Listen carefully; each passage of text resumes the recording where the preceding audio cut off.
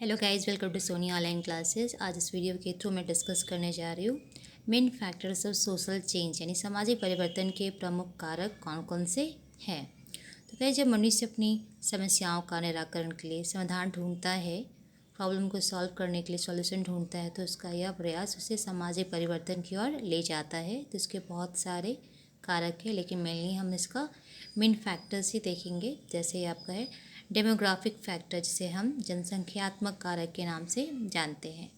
जनसंख्या में आप देखते हो जन्म दर, मृत्यु दर, लिंग है, असमानता, बहुत सारे ऐसे चीज़ है जो ये सारी चीज़ें समाज संरचना को प्रभावित करते हैं।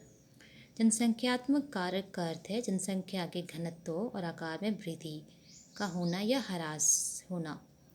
पॉपुलेशन बढ़ रहा है या घट रहा है, तो ये सारा इसमें डेमोग्राफिक फैक्टर में आ जाएगा। और दूसरा कारण है एज यानी आयु है, लिंग अनुपात है, वैवाहिक स्तर है, ये सारी चीज़ें जो परिवर्तन का आधार बनते हैं। नेक्स्ट आपका है इन्वायरमेंटल फैक्टर, यानी ये इन्वायरमेंट पर्यावरण से रिलेटेड है। तो सामाजिक परिवर्तन के विभिन्न कारकों में पर्यावरण की भूमिका महत्वपूर्ण होती है। एक निश्चित पर्यावरण की दशा में समाज का विकास एक निश्चित दिशा में होता है। पर्यावरण का जो पॉजिटिव है यानी सकारात्मक पक्ष है, सामाजिक गतिशीलता को गति प्रदान करने का काम करता है, और दूसरी तरफ पर्यावरण की नकारात्मकता यानी नेगेटिविटी सामाजिक विकास में बाधक होती है, बैरियर होती है, उसके विकास में और रुकावट होती है। किसी बड़े नगर का समुद्र या फिर नदी के किनारे बसा होना इसका परिचायक है। इसी प्रकार सुदूर या निर्जन क्षेत्रों में बसे एक समुदाय उतनी तेज़ी से परिवर्तित नहीं होते हैं। पर्यावरण का मतलब है यहाँ साधनों की उपलब्धियों से, माहौल से माना जाता है, और जिसका आधार पर यानी जिसके आधार पर सामाजिक विकास की जो गति है वो प्रभावित होती रहती है।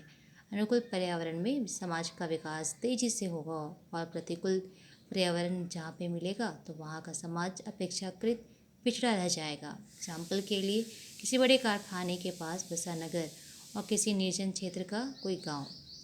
एकांकी क्षेत्रों में बसे समुदायों में अन्य क्षेत्रों की अपेक्षा आपस में अंतःक्रिया कम होती है, और इससे सामाजिक क्रिया प्रभावित होती है। अपने आवश्यकताओं और संचार के उत्कृष्ट साधनों की सहायता से एक नगर में सामाजिक परिवर्तन तेजी से होता है, जबकि निर्जन क्षेत्र का जनजातीय समाज इससे अछूते रह जाते हैं, पीछे रह जाते हैं। नेक्स्ट आपका है इकोनॉमिक फैक्टर, यानी आर्थिक कारक है क्या है। तो आर्थिक आधार पर सामाजिक परिवर्तन का व्याख्या करने को आप श्रेय दे सकते हो कार्ल मार्क्स को। तो कार्ल मार्क्स को इसे जाता है, इनके अनुसार आर्थिक संरचना में परिवर्तन उत्पादन के संबंधों पर प्रभाव डालता है, और उससे सामाजिक परिवर्तन की ओर गतिशीलता बढ़ जाती है। जैसे आप देख सकते हो भोग की प्रकृति, उत्पादन का स्वरूप, वितरण की व्यवस्था, आर्थिक नीतियाँ, औद्योगिकरण, श्रम विभाजन, आर्थिक प्रतिस्पर्धा या प्रतियोगिता, तो ये सारे एग्जाम्पल्स हो सकते हैं। नेक्स्ट है आपका कल्चरल फैक्टर, यानी सांस्कृतिक कारक।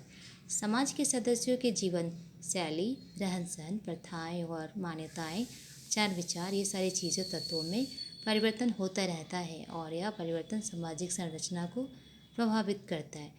संस्कृति सामाजिक परिवर्तन की दिशा को निर्धारित करती है और उसे गतिशील बनाती है।